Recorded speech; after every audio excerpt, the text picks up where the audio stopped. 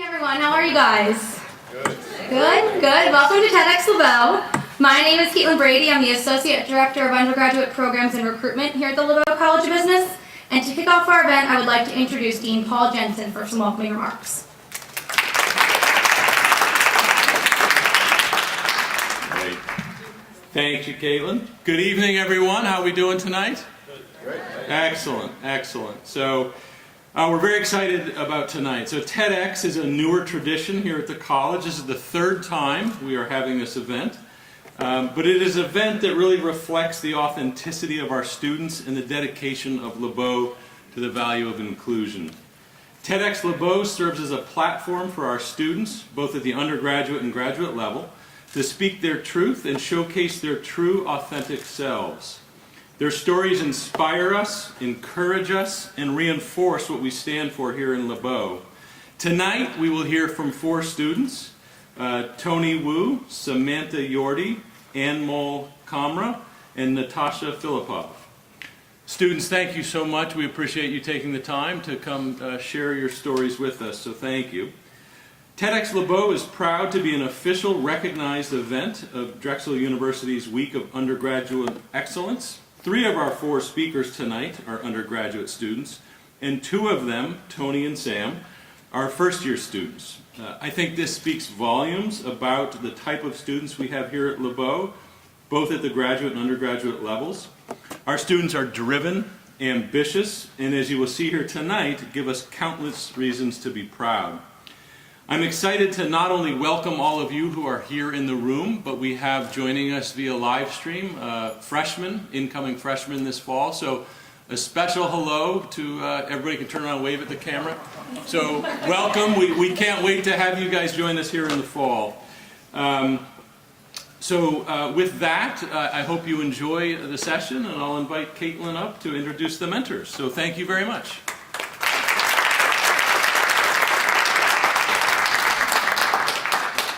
Thank you, Dean Jensen.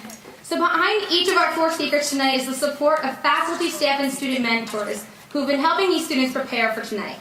These mentors serve on LeBow's Diversity and Inclusion Group, a committee of faculty, staff, and students who strive to enhance the portfolio of diversity and inclusion programs that we offer here at the university. Our mentors will have the honor of introducing their speakers tonight. So mentors, please stand when I call your name. Kelly Walsh, Nor Jemi, Raquel Arredondo, Shireen Al-Farawi, and Shauna Morris.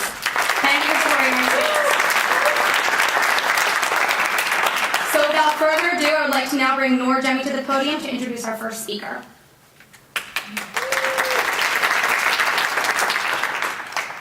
Good evening, everyone. My name is Nor Jemi, and I'm a program manager with the Graduate Student Services here in LeBow. It is my honor to introduce our first TEDx speaker, Tony Wu. Tony is a first-year student originally from China and who has now made Philly his home for the next few years. He is currently studying finance and business analytics here at the College of Business. Tony will be sharing his story about the impact of performing arts and how it has positively revolutionized the society we live in today. Please give him a round of applause.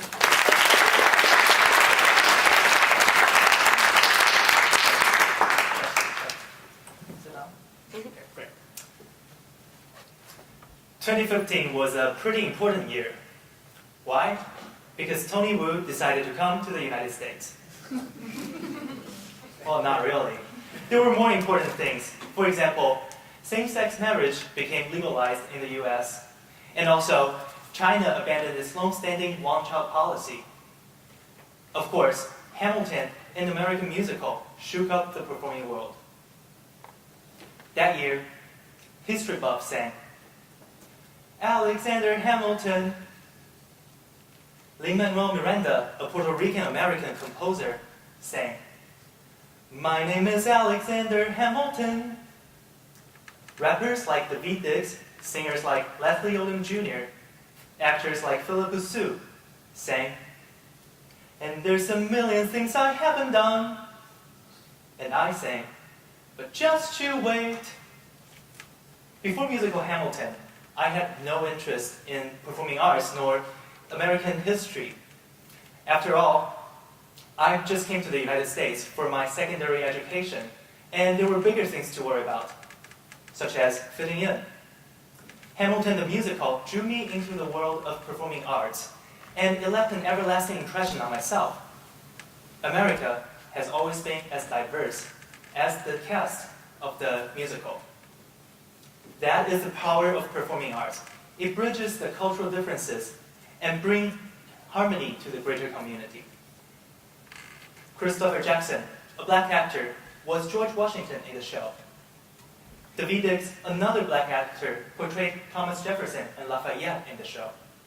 Philippa Sue, a Korean actress, played the role of Eliza Schuyler, who was a daughter of a social elite. The mixed musical style, from rapping to classical, drew people of different musical tastes together. There, in the Richard Rodgers Theater in New York City on the 44th Street, the audience cheered together regardless of their musical preferences. History teachers around the country, from high schools and colleges, used parts of the musical to tell the story of American Revolution. I even ended up writing a 42 pages paper on the musical. The equality, inclusiveness, and diversity promoted by this musical and the social impact it had proved to me the power of performing arts. A year later, news headline featured, "Dear Evan Hansen, today is going to be a good day, and here's why." Dear Evan Hansen, a new musical, became a social sensation. It addressed the mental health issue prevalent in high school students, and it also addressed the social media, both sides of social media, directly, raised overall awareness. Looking back to the history of groundbreaking performances, in 2008, Next to Normal addressed PTSD. In 2005, In the Heights described the struggle of living in a Bronx ghetto. In 1994, Rent shone light on the LGBTQ+ and HIV communities. Throughout the years, Les Mis, The Lion King, The Phantom of Opera, Wicked are the classicals revisited, and whenever they're performed on stage, they all left a mark in our community. Performing arts truly played a vital role in the transformation of our society. I came to the United States in 2015, joined the Hill Murray School in Minnesota.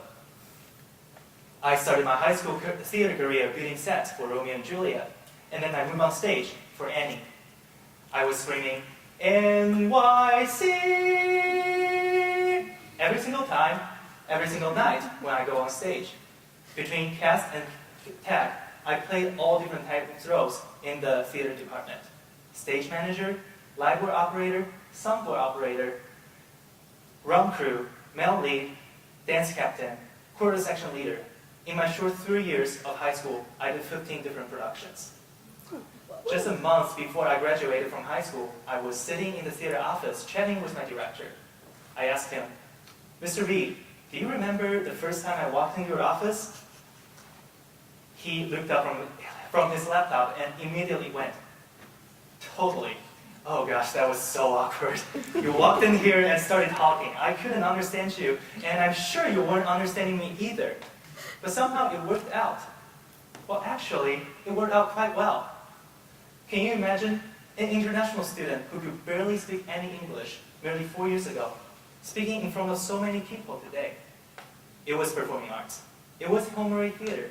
It was my beloved theater community that encouraged me to adapt to a new language, to practice my English skill, and also to feel included by a group of awesome people that enabled me to stand confidently in front of all of you today. The first time I visited Philadelphia, I saw a plaque that says, Alexander Hamilton lived here, and immediately I decided to come to Drexel. I got here on September 14th, 2018, and I walked around the city the same night. I was able to go to the Chinatown and the Citizens Bank Park during the Welcome Week. There were many thoughts running through my mind the first couple days here. Well, the streets are dirty. The people here are brutally blunt. The Phillies are not the Chicago Cubs, and the Flyers are not the Wild. So where was my Minnesota nice, and why can't I find Caribou Coffee, the coffee of true north, anywhere in Philadelphia? Despite all that, there was one thing that was comforting: the performing arts scene in Philadelphia. The 100th Street Theater is the oldest theater in the entire Americas. and their performances are amazing. The Parkway Museum District over there quickly became one of my favorite neighborhoods in the entire United States. There are always concerts going on at the Fillmore, the Met, the Academy of Music, down by the Wells Fargo Center and the Lincoln Financial Field. I was able to discover the underground music scene with my friends who are in different bands. Earlier this year, the LeBow College of Business hosted the movie screening of Quest, a documentary about local music producers and musicians. The extremely diverse and vibrant art community drew my heart closer to the city, and I came to love it as one of my own. But among all of those art forms, my favorite has to be the pop-up artists, street performers, aka buskers. They turn the streets into their unique place to share their passion for art with their communities. If you hear somebody singing right outside of the Reading Terminal Market, there's a good chance the singer is Jeremiah. Jeremiah has a passion for music, and he chooses to sing right outside of the Reading Terminal every single day. He also goes into churches and orphanages to cheer the kids up. If you're into classical music, you can almost always find Ricky with his violin in the Center City in the City Hall. Mike the Juggler creates his home show, engaged the little kids in the Rittenhouse Square. IG is an aspiring architect who also plays cello on the street. They all have their unique experiences and stories, but they have one common goal: to entertain the stressed out city dwellers. They also have transformative power in our community. In particular, they attract people to see their performances and increase the foot traffic in our public space. A challenge ahead of Philadelphia and many other cities are the disconnect between organizational effort and governmental effort in improving the public space and the general public. For example, the Center City District, the CCD, who manages almost all the parks in the Center City area, spent $11 million turning a portion of a disused railroad into an urban green space called the Rail Park. It is a beautifully designed park at a super convenient location, just north of the Chinatown. However, hardly anyone is using it. The University City District spent 3 years and over $4.5 million turning the 40th Street Trolley Portal Station into what is called now the Trolley Portal Gardens, in hope that the garden can serve as a community center. Similar to the Rail Park, it is not used to its fullest potential. Curb Style is my nonprofit that aims to bridge that disconnect while supporting the local art community. A delightful performance at the Trolley Portal Gardens can bring in people to watch the shows and making the garden more vibrant. A small performing art event at the Rail Park can attract both locals and tourists, generating real economic benefit. The value of public space is then elevated. It becomes a socio-economic hub that brings in the diverse community together. Through Curb Style, organizational effort will come to fruition, and performing arts can really transform our community in a tangible way. Our program is going to launch next month, giving everybody the opportunity to connect with the artist. But before that, go out to the street, find the artist, learn their stories. At the very least, I encourage you to take off your earbuds or the Beats Solo 3 wireless that you got with your MacBook. When you're in the city, listen to the performances on the street, watch them perform. Take in the beauty of Philadelphia, let Philadelphia perform for you.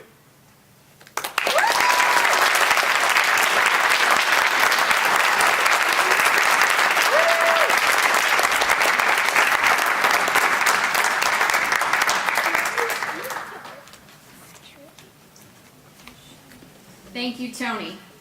Good evening, everyone. My name is Shauna Morse, and I am an academic advisor in the undergraduate office here in LeBow.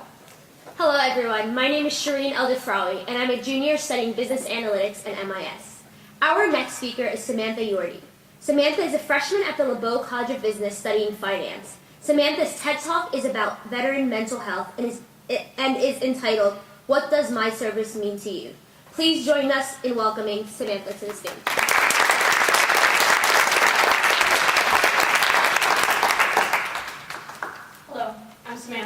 that they said a second ago, and I'll be talking about veteran mental health and what my service means to you.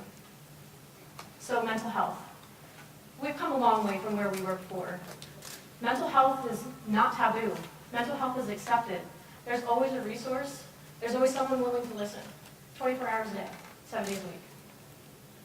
But I feel that this isn't always true about all topics. There's a huge disconnect in veteran mental health.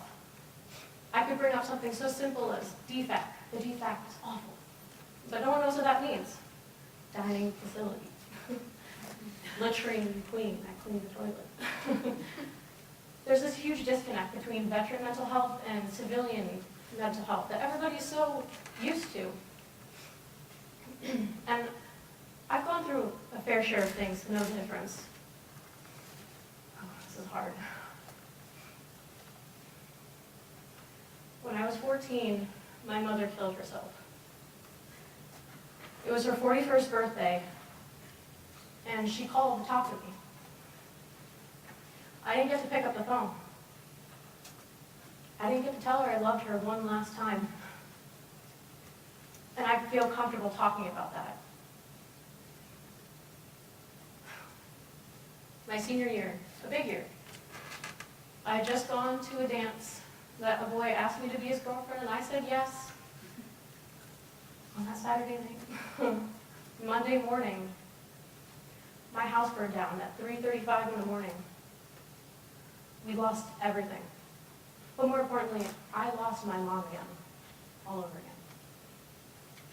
Senior year being the big year that it was, I reported family for abuse and neglect. Third grade, I previously reported with my brother, and child services did not find in our favor. Senior year, I reported again, myself, and child services didn't find in our favor. And I'm okay, I'm comfortable talking about that. But I'm uncomfortable with the difference between civilian and military life. I feel that I don't connect with my peers a lot of the time. And I don't feel comfortable talking about that. But you're at my TED Talk, so I'm going to talk about it today. I bring up simple, relatable issues that my peers would understand if they understand the lingo that I speak, or they went through the things that I went through, but they don't. It's a huge disconnect. There's this depiction that everybody in the military should be this strong, macho soldier that has their shit together, right? Well, I'm not that. I'm a strong, macho, has my shit together airman. Who am I kidding on this? A common example of this depiction getting in the way of civilians being able to understand military personnel is the issue that people don't feel they contribute to something bigger than themselves. They don't feel their job's important. That's common. What if someone came up to you and said, I don't feel like my job's important. I don't feel like I contribute. I don't like my job because of this. Would you say, well, you work at a desk. You don't get your hands dirty. What do you expect? Would you say that? I don't think so. So let's put it in the eyes of military personnel. I get told all the time, well, you work at a desk. What do you expect? You don't get your hands dirty. Does that devalue my service? I spent 4 years in the Air Force, and it doesn't count because I work at a desk. So let me explain my job to you then, so I can better put it in your eyes what I do, what it means to be a desk jockey. I'm a public health technician. I do entomology, epidemiology, audiology, I do food sanitation inspections. You might not know what I'm saying, but it's a lot. And lastly, I won't get into it too much. I do food sanitation inspections. I'm the guy nobody likes with a clipboard walking into the kitchen. And that's fine, as long as you don't take that as me being a bad chef. But I also do deployment processing. I'm the person that deployer, the guy who goes out to Iraq, Afghanistan, Kuwait, UAE, I'm the person they see before they leave. I make sure they get their shots, that they get everything they need, that they see their family one last time, make sure they have the time allotted to do that, and I put the red dog tags on their neck and on their boot.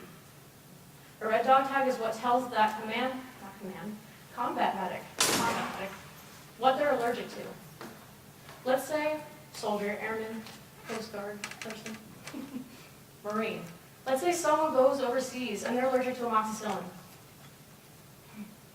Minor little bacterial infection of the leg. Not a big deal. If they get treated with amoxicillin for that bacterial infection, they can't fight that fight. If they get untreated or treated with the wrong things, that person's going to have hives, severe fever, shortness of breath, and left unattended, that person's going to die. I didn't do my job. So if I don't do my job, that guy doesn't get to fight. Does that devalue my service because I work at a desk? Is it fair to treat military personnel so critically when we don't even know the jobs they do? When we don't even know what they do behind the lines? I work at a desk, and that's true. I worked at a desk for 4 years. I put the red dog tag on the person's neck, that's great. But is it fair to have to ask every single person what their job is, what they do, and what they impact? It's not fair to have to ask that. Service is service, regardless. We can't base people's service based off whether they've deployed, whether they've seen combat at all, and how long they've been in, what branch. That's not what service is. I didn't join the Air Force, I joined the United States military. So am I supposed to suppress my feelings? Am I supposed to be the strong, macho person that everybody in the military is supposed to be depicted as? Am I supposed to not talk about my feelings? Because we can fight the good fight. But did the guy that was fighting over in Afghanistan, Kuwait, UAE, everywhere, did he come back okay? He might have won the war, but did he come back victorious?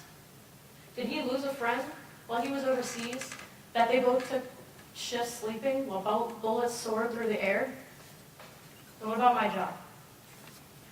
What about those countless hours I spent late at work that I missed doing what I wanted to do? Because I knew there were deployers leaving in 24 hours for a place they needed to know the information about. They needed those red dog tags, those simple little tags that go around their neck and their boot. Because it was convenient for them to be home with their families before they had to leave. So ask another hypothetical.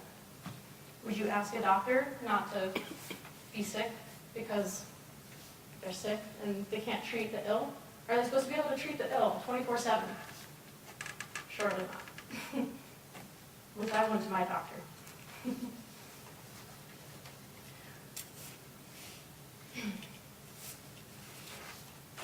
So, desk jockey, pencil pusher, chair force, whatever you want to call it.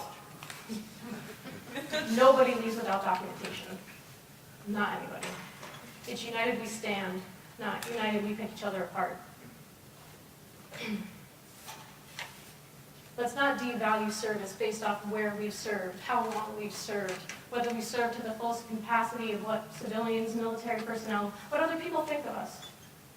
I advise that we all, rather than saying thank you for your service, which is so appreciated, I love it when people say that, but it's great to say that to someone, but it's contributing to something more than themselves. So rather, let's say, how are you? Let's say, do you need anything? Do you need someone? I can be that someone. Thank you for your time, and engage with a veteran for me.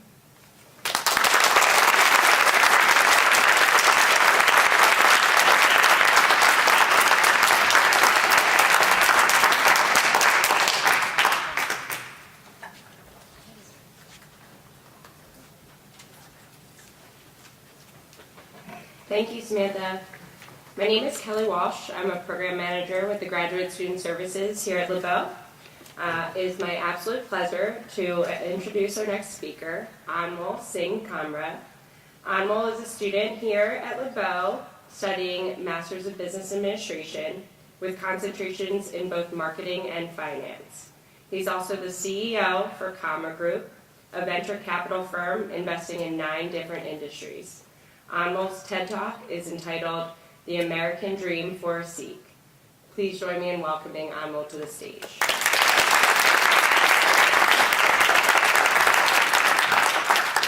All right. Well, thank you for that glamorous introduction, Kelly. I almost feel like a Hollywood star right now. Well, standing before you is a man with a turban and unshorn beard. Some may call me dapper, and others may not. And those who don't can just make their peace with it. Good evening, ladies and gentlemen. I'm Anmol Singh Kamra, and as you may have figured out, I'm a Sikh. Well, first, who is a Sikh? A Sikh man possesses an idiosyncratic turban and immense faith in his demeanor. Sikh religion has 3 commandments, or pillars, if you will.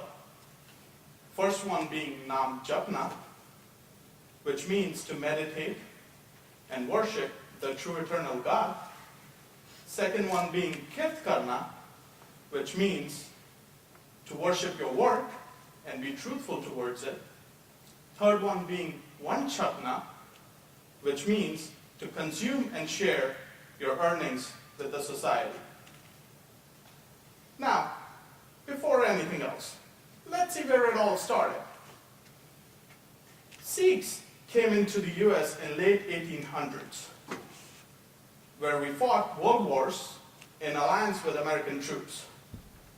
And while fighting, where all the other troops wore metal helmets, our Sikh soldiers proudly rocked their turbans, made out of fabric. And when questioned by higher authorities that, hey, what about your safety? What if you get shot? What if a bullet hits your head? And the humble answer to that was, that is our faith. And our turban is our crown, and nothing could go over it. Now, this goes to show you the importance of turban in a Sikh's life. But whereas we have ignorant brands like Gucci or Gucky, if you will, who are trying to sell prefabricated Sikh turbans for $600 a piece at Nordstrom. Come on, Gucci. Learn from your mistakes. I mean, this is not just a piece of fabric. This is something much more important. This is something that we have fought wars. A lot of bloodshed has gone into it to save this turban. Now, you must be questioning that, why have I not seen enough Sikhs? Well, let me give you some intel on that. Sikh religion is a religion of about 25 million people across the globe. And out of which, you would question, which is just 0.39% of the world's population. And yet, there's a famous saying that potatoes and Sikhs can be found anywhere in the world. Now, America is no different. You guys have a lot of potatoes, right? Well, you have a lot of Sikhs too. There are over 500,000 Sikhs in the US. Damn, that's a lot of turbans. And speaking of a lot of turbans, just last month was Sikh Heritage Month, and April 13th was Turban Day, which was magnificently celebrated in Times Square, New York. You guys can Google that later. And from the time of their arrival, Sikh men and women have been making notable contributions to the American society. Sikhism is a religion propagating philanthropic and humanitarian activities, where till today, if you walk into any Sikh temple, you would be treated with open arms, regardless of your race, color, creed, or gender. And not just that, on top of that, you would be served some freshly cooked hot Indian food 24/7. Now, who doesn't like that, right? And not just that, I mean, we're diligent taxpayers as well, and a major contributor to the US economy. We are senators, congressmen, models, CEO of Fortune 500 companies, attorney generals. airline pilots, Ivy League professors, scientists. And by the way, you guys love your lightning speed internet provided by Verizon, right? Yeah. Well, let me tell you something. The man behind inventing fiber optics was a Sikh. That's all right, you can thank us later. Now, I've been in this country for almost 10 years now. And as you all may know, being an entrepreneur is not easy at all. Being an entrepreneur with a turban is just icing on the cake. Well, nevertheless, I succeeded. I am the CEO of Comra Group, a VC firm investing in American, European, and Asian markets. And a part of my day-to-day business is to deal with a lot of people. And while dealing with a lot of people, during my morning routine, the biggest decision I have to make is what color turban would match my custom outfit. And there have been instances where people have just shown interest, and there are people who are prejudiced. Before I enter the room, opinions are already formed. People have already made up their mind. And let me tell you a brief story from my co-op experience at Drexel. Now, during my co-op experience, my employers remembered me because of my matching turban and my matching tie.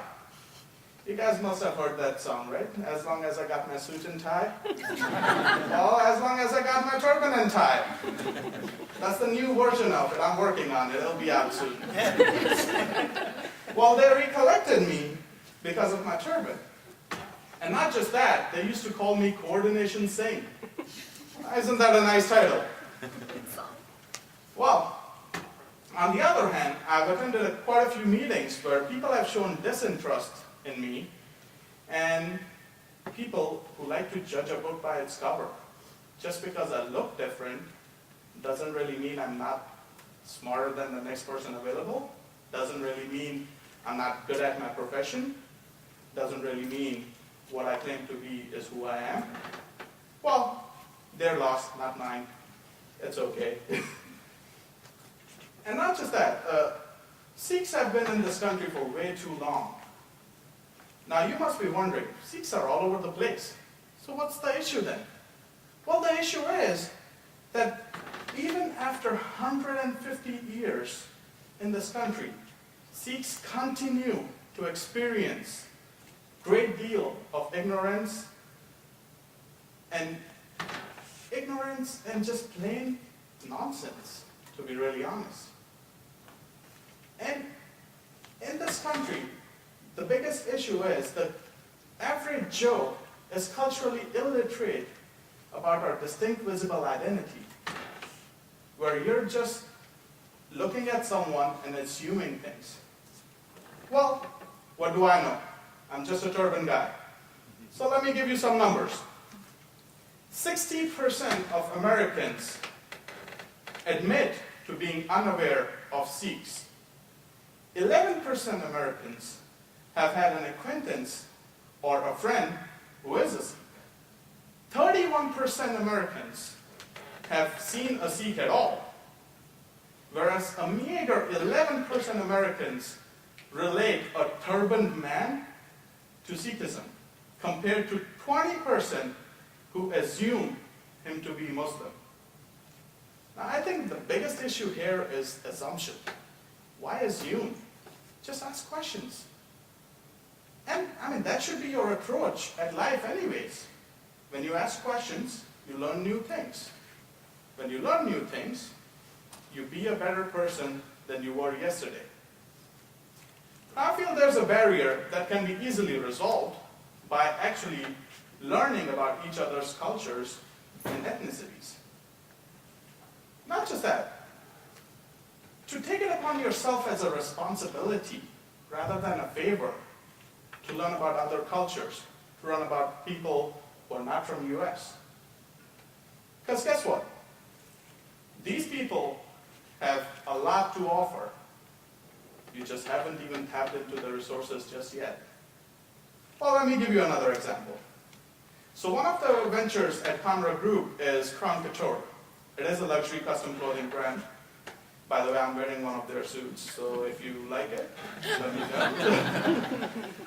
So at this company, what we do is we bring the best of both Eastern and Western worlds. Not just that, our designing goes as far back as 4,000 years old. We have researched a great deal in order to pick up designs and the way kings and queens used to dress up and how we could relate and kind of create a fusion with the Western outfits. Now, let me give you an interesting fact about Crown Couture. Our designer is Italian Christian. Our fabric manufacturers are Sikhs. Our master tailors are Hindus. Our embroidery craftsmen are Muslims. Our jewelry designer is Jewish. Now the big question is, how did we get here?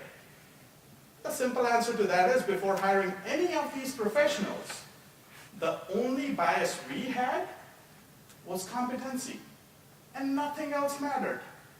We didn't care what their background was. I mean, I'm Indian. Practically, if we go by the bias laws, I should be hiring all the Indians. Well, that's not true. And here we are with a team that has proven to be well competitive and has taught us a lot over the years. And the cultural exchange is just magnificent. We celebrate everything from Diwali, Eid, Ramadan, Rosh Hashanah, Guru Purab, and Christmas. Now, any religion or any sect or any person maybe has like maybe 1 or 2 holidays a year. Well, look at us. We have 8, 9. That's just more holidays, which means more food, more fun, and more of everything. And you guys are going to be future of tomorrow. And soon after graduation, you would be hired by different companies, and subsequently you would be working with different teams. Now, I have some free yet important advice for you. And the advice is that make sure every person in your team feels welcomed. And to take initiative to learn about different cultures. And not just that, make an effort to include diversity and inclusion in your society. And then watch. By doing all that, you're not really doing a favor to them. You're doing a favor to yourself. Because guess what? These people, and I'm not just talking about Sikhs, I'm talking about everyone out there.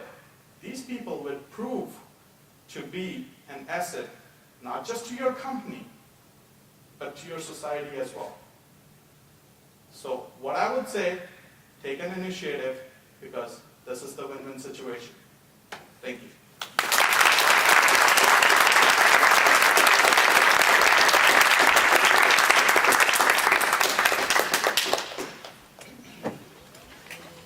Thank you, Enmo. Good evening, everyone. My name is Raquel Arredondo. I'm the Associate Director for Outreach, Engagement, and Professional Development here at the college. I'm honored to introduce to you all our final speaker for this evening, Natasha Filippov. Natasha is a student at the LeBow College of Business studying marketing and communications. Natasha's TED Talk is entitled, "This Blonde Means Business," and is about women in the workforce and their experiences with gender equality. Please join me in welcoming Natasha to the stage.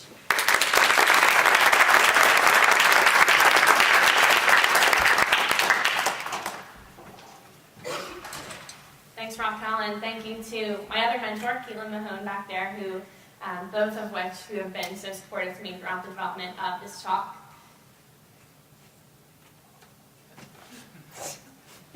The famous meme, right? Most of us know it. For those of you who don't, it is from a popular movie, Legally Blonde. And it's meant to be funny, and it is, right? But should it be? Elle took the same LSATs, sat in the same classes, and worked just as hard, if not harder than Warner, to get into Harvard. And yet we see from the expression on his face, he doesn't take her seriously. It's funny because it's pop culture and it's meant to be, but it's not because it's something that I experience every day, or almost every day, in the workforce and the business world. I actually had an Ellen Warner encounter earlier this year here in LeBow. I was casually conversing with a male peer of mine, talking about classes, schedules, and the upcoming co-op cycle. He asked me where I was headed next for my second co-op. I'd give him an honest answer of the rundown of companies and roles I was choosing between, and he kind of gave me this look. The Warner look. This is the Warner look.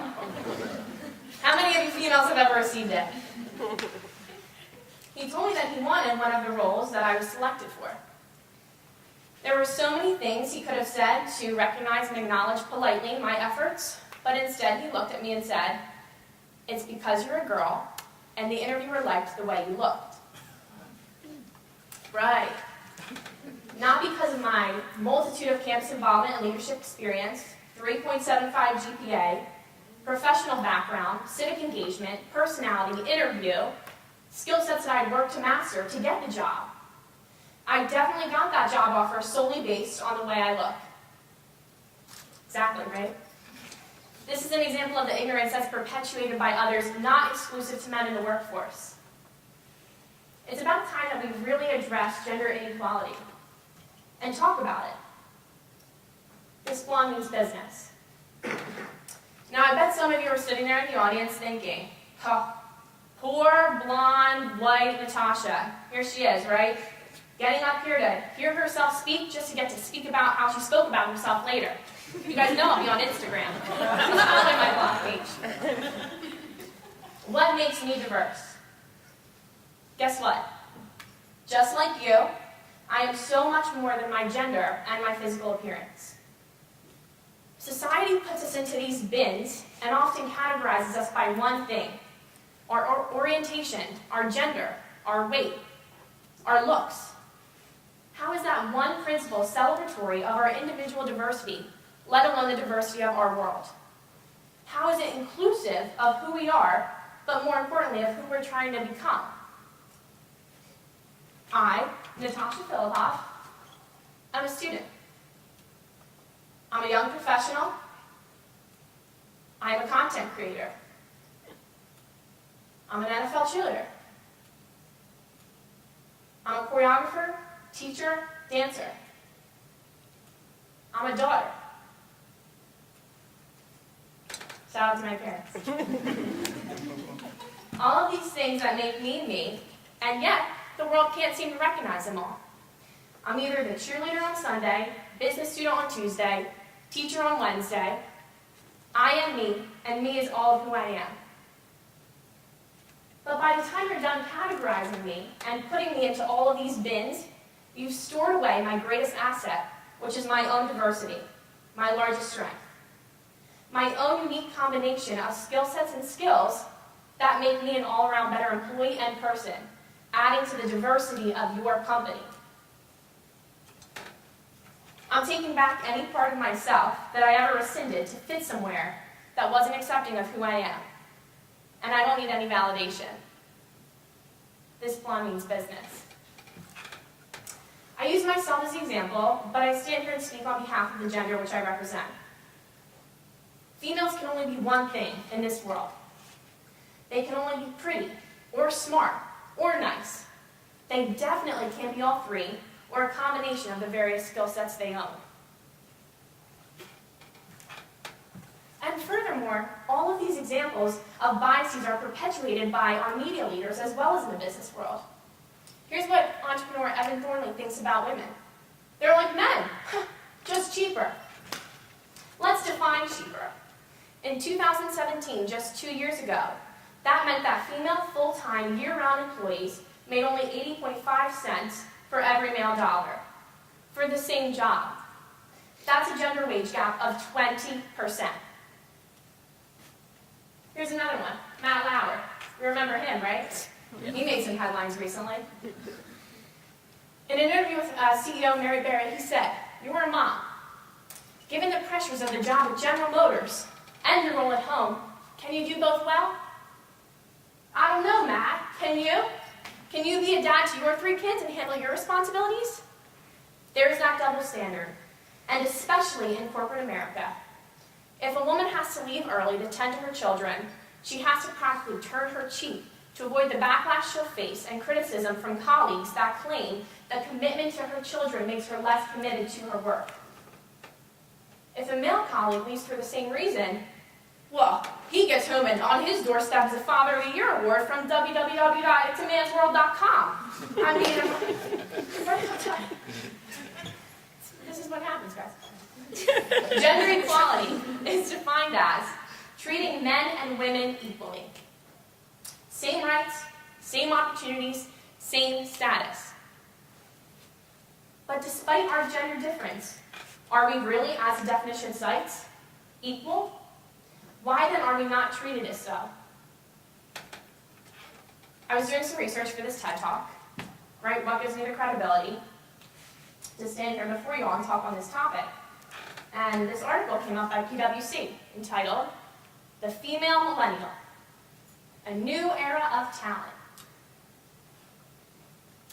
I laughed out loud for a good 5 minutes of this. A company as progressive and diverse, with such inclusive initiatives as PwC, and yet, it's ironic. Would you ever see a title, New Era of Male Talent? Yeah, I don't think so. Men in the audience, some of my friends, I'm not criticizing you. You are just as important to society as the gender that I stand here and represent, but you are no greater. We're equal. This world is not a boys' club.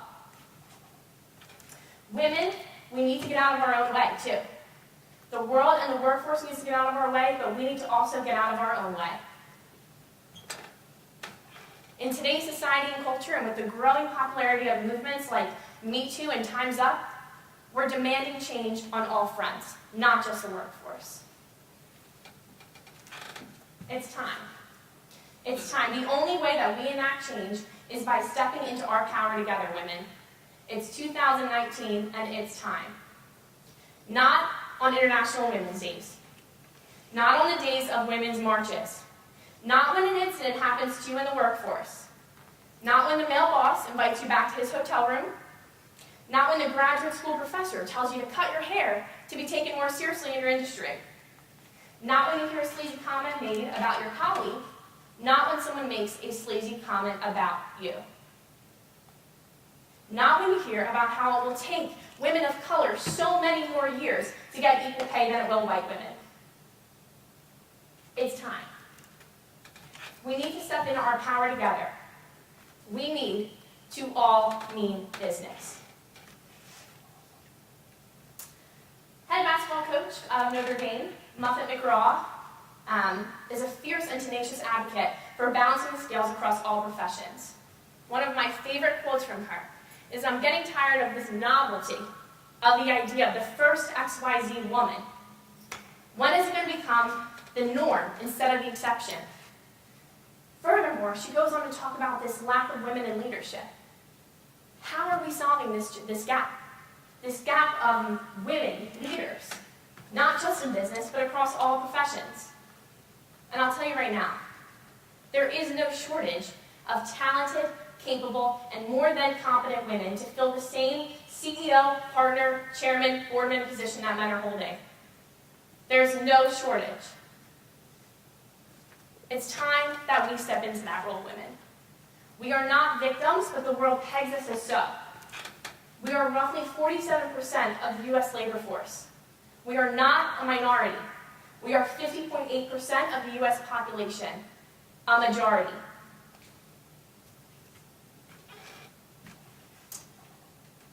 I think that there's this idea that women just deserve to be hired, right?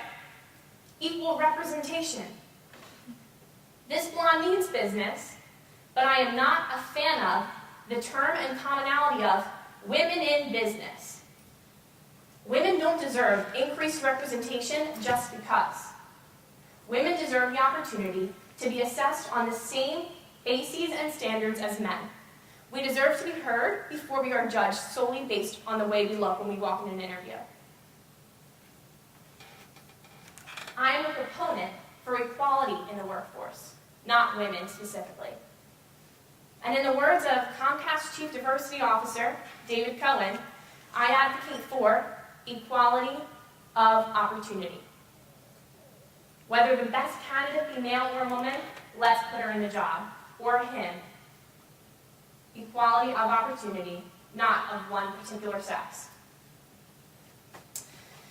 Lastly, I'll close with saying that all of the small-minded people, the naysayers, who even after this talk still don't want to listen, I hope that you'll see, as I've previewed today, that a well-educated, passionate woman can have a pretty substantial impact and opinion, wearing stilettos too. This is just the start of all I have to say, because this blonde means business.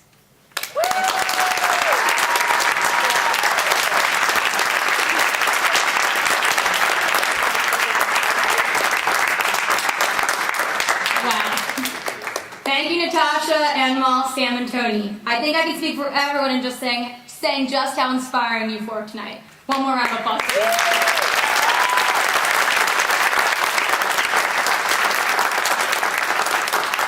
To our current and incoming students, you guys, if you were inspired here tonight to share a little bit about your story, I do have 2 opportunities I want to highlight.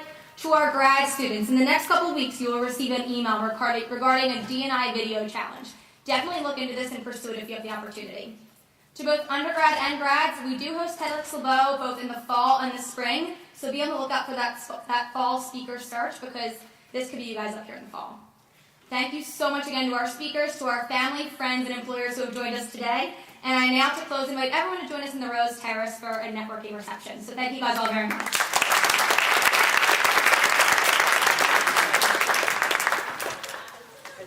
If you're here for the week of undergrad excellence and need stickers, come to the front and I'll get them for you.